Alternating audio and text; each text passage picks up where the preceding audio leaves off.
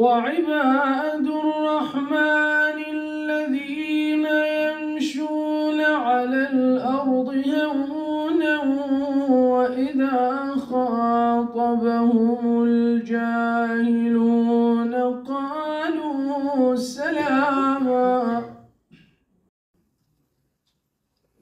ونصلي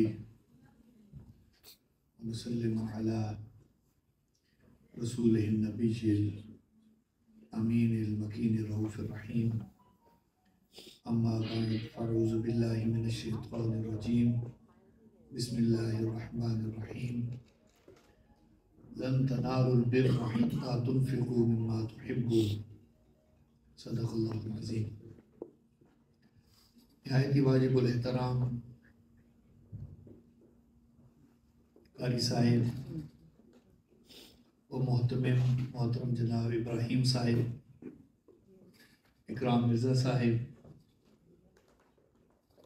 व हाज़रीन मुकर्रम,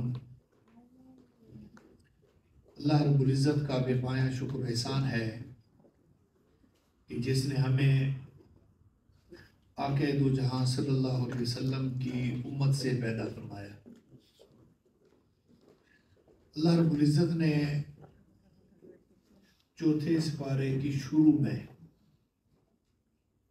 यानी जो पहली आयत है उसमें इरशाद फरमाया लन तनालुल बिर्रा हत्ता तुनफ़िक़ू मिम्मा तुहिब्बून, तुम हरगिज़ नेकी तक नहीं पहुंच सकते जब तक कि खर्च ना करो जो तुम्हें पसंद है।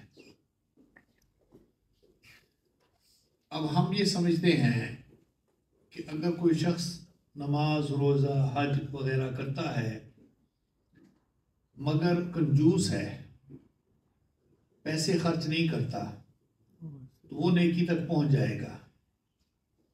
अल्लाह रब्बुल इज़्ज़त ने ये नहीं फरमाया नहीं पहुंचेगा, बल्कि कहा हरगिज़ नहीं पहुंचेगा। उस पर एम्फिसाइज कर दिया, ताकीद फरमा दी, हरगिज़ नेकी तक नहीं पहुंच सकता। नेकी मुकम्मल तब होती है जब इन्फाक फी सबीलिल्लाह किया जाए, जो तुझे पसंद है, यानी सोना चांदी हो गया, पैसे हो गए, इंसान बड़ी मेहनत से कमाता है, एम्प्लॉयर की बहुत ज़्यादा इंसल्ट को बर्दाश्त करता है, सुबह उठना शाम तक काम करना, मुश्किलात परेशानी बीमारी, उसके बाद जो पैसे होते हैं वो अल्लाह की राह में गरीबों पर खर्च कर दे तो अल्लाह रब्बुल इज़्ज़त उसकी नेकी को कामिल फरमा देता है। अगर आप चाय बनाए ना, उसमें आप तमाम चीज़ें डाल दें, एक दो चीज़ें उसमें ना हो, टी बैग्स ना हो, पत्ती ना हो, कुछ शख्स कहेगा कि चाय मुकम्मल नहीं है। कुछ सालन बनाए उसमें कोई चीज़ मिस कर दे। इंसान ने नमाज पढ़ी, रोज़ा रखा, हज किया, सब कुछ कर दिया, लेकिन बाकी चीज़ में कंजूसी कर लेता है। तो अल्लाह रब्बुल इज़्ज़त ने एक और जगह फरमाया कि वो जो सोना या पैसा वो महफूज रखता है उसको गर्म करके क़यामत वाले दिन उसकी पेशानियों पर, उसके सीनों पर, उसके पीठों पर गर्म करके लगाया जाएगा अजाब और सज़ा के तौर पर। दो वाक़यात बयान करके फिर ख़त्म करूँगा। एक बुज़ुर्ग हज पर जा रहे थे। अब हज फ़र्ज़ है, ज़िंदगी में एक दफ़ा हज करना क्या है? फ़र्ज़। अब उन पर हज फ़र्ज़ है, अल्लाह की तरफ से हुक्म है, नहीं करे तो इंसान गुनाहगार है। वो रात को रास्ते में कहीं ठहरे तो बच्चों के रोने की आवाज़ आई, तो उधर चले गए। एक औरत थी, उसने कहा मुझे आने की इजाज़त दें। उन्होंने कहा आ जाएं। झुग्गी में बैठी हुई पुराने कमरे में, कहती ये बच्चे क्यों रो रहे हैं? कहती ये खाना मांग रहे। कहते रात का इतना पहर है, आपने अभी तक खाना नहीं दिया। कहती मैं बेवा हूँ, मेरा शौहर फौत हो गया है, गरीब हूँ, कभी कोई बर्तन मांजने घर की सफाई का काम दे देता है तो पैसे ले आती हूँ, खाना खिला देती हूँ, कभी कोई काम नहीं होता तो भूखे सो जाते। उनकी आंखों में आंसू आ गए।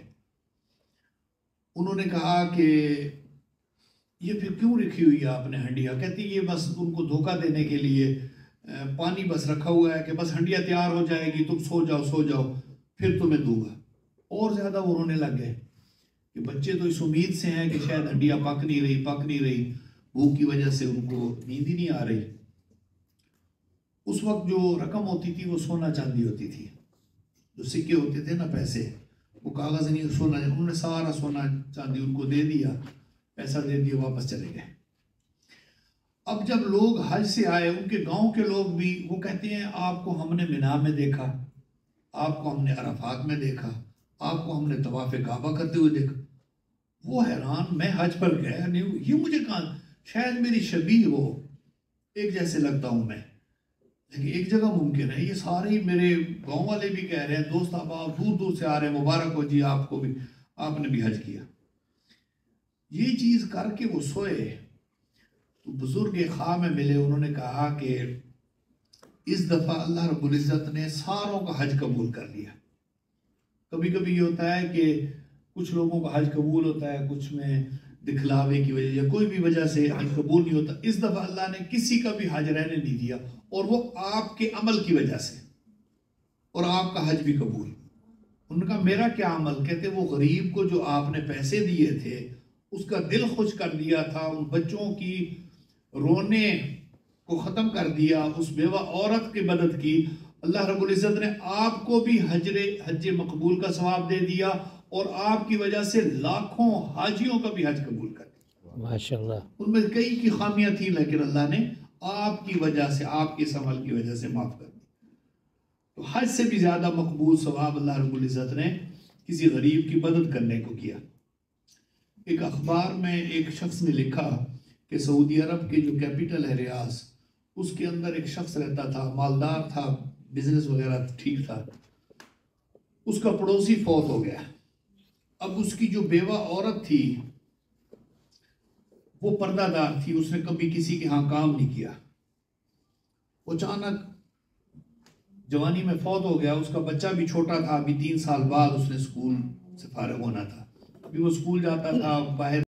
उसने उस औरत को, अपनी बीवी को भेजा कि उसको कहो कि आपने ऐसे करना है, कोई भी किसी के घर में काम नहीं करना, आपके पड़ोसी को अल्लाह रब्बुल इज़्ज़त ने पैसा दिया है, आप का कोई भी खर्चा और बच्चे की पढ़ाई का खर्चा, आपने सिर्फ फलां चीज़ें हमने आज लेनी है, दरवाज़ा नॉक करके पर्ची रख देनी है, मैं वो ले आऊँगा, मैं दरवाज़ा नॉक करूँगा और सामान आपके उधर पड़ा होगा, पैसे चाहिए होंगे, जो कैश चाहिए होगा आपने, ये मेरा कोई एहसान नहीं है, इससे मेरी कब्र बेहतर हो जाएगी, अल्लाह मुझसे खुश हो जाएगा। उसने जब ये सुना कि ये अपनी कब्र और अल्लाह की रज़ा के लिए कर रहा है, तो उसने कहा ठीक है, आपकी बहुत मेहरबानी होगी, अल्लाह जज़ा देगा इंशाल्लाह। एक बुजुर्ग को ख्वाब में एक बुजुर्ग आए, उन्होंने कहा कि आपने फलां शख्स को हज करवाना है, रियाज में रहता है, बड़ा नेक आदमी है, उसको कोई खर्चा नहीं लेना, उसको हज करवाना है। वो गया, उसके पास शक्ल ख्वाब में दिखाई गई थी। उसने कहा आपका हज का खर्चा मैं करूँगा, हज आपने करना। उसने कहा नहीं, मैं हज नहीं करना चाहता, मेरी मसरूफियात है। उसने कहा अजीब शख्स है, अल्लाह बुला रहा है, बुजुर्ग ख्वाब में आ रहे हैं, खुद ऑफर हो रही है, और ये दुनियादारी में, कारोबार में मसरूफ है, शायद इस वजह से ना। उस शख्स ने उस साल हज नहीं किया। अगले साल फिर बुजुर्ग ख्वाब में कहा कि उनको कहो कि खर्चा मैं दूंगा, तुम टाइम निकालो, रियाज से मक्का कोई दूर तो नहीं है। उन्होंने कहा नहीं, मैं नहीं। वो ये चाहता था कि अगर मैं चला गया तो पीछे से बच्चा छोटा है, कौन इनको सौदे लेकर देगा, ये किसी दिन भूखे ना सो जाए। शर्म की वजह से मेरी बीवी से हो सकता है ना मांगे, मेरी बीवी भी नहीं जा सकेगी, ये भी मसला। तो थोड़ा सा बड़ा हो जाएगा, अगले साल इसने यहाँ GCSE कहते हैं, मैट्रिक कर लेना है, फिर उसके बाद थोड़ा बाहर जाने के लिए छुट्टियां भी, स्कूल भी नहीं होगा, तो ये खुद पाँव पर खड़ा हो जाएगा, मैं जो भी हज के दिनों का खर्चा होगा सारा पैसा देकर फिर चला जाऊंगा। नहीं गया। तीसरे साल उसने कहा कि अजीब बंदे हैं यार, आप कहते इस साल में आने के लिए तैयार हो। अब बताया नहीं वजह क्या थी। जैसे ही वो हरम शरीफ में दाखिल हुआ, खाना काबा की ज़ियारत की, नमाज का उसी वक्त अजान होगी, नमाज का टाइम हुआ, पहले सजदे में गया, रोता रोता पहले सजदे में फौत हो गया। वो शख्स कहता है मैं इसको दुनियादार कह रहा था, 2 दफा इसने मौका छोड़ा कि शायद कारोबार की वजह से ना ये चाहता है कि मैं हज ना करूं। तो इसकी बीवी से पूछूं कौन सा नेक अमल था कि सजदे में हरम काबा में सामने इसको हज के दौरान इहराम पहना हुआ सब कुछ है, और इसको इतनी अच्छी मौत नसीब हुई, इमाम काबा ने भी कहा इसका चेहरा चमकता हुआ बता रहा है कि ये जन्नती है। बीवी के पास गया, उसने कहा ज्यादा नेक अमल तो नहीं करता था, एक बेवा औरत है और एक यतीम बच्चा है, उसकी इस तरह इसे मदद कर देता था।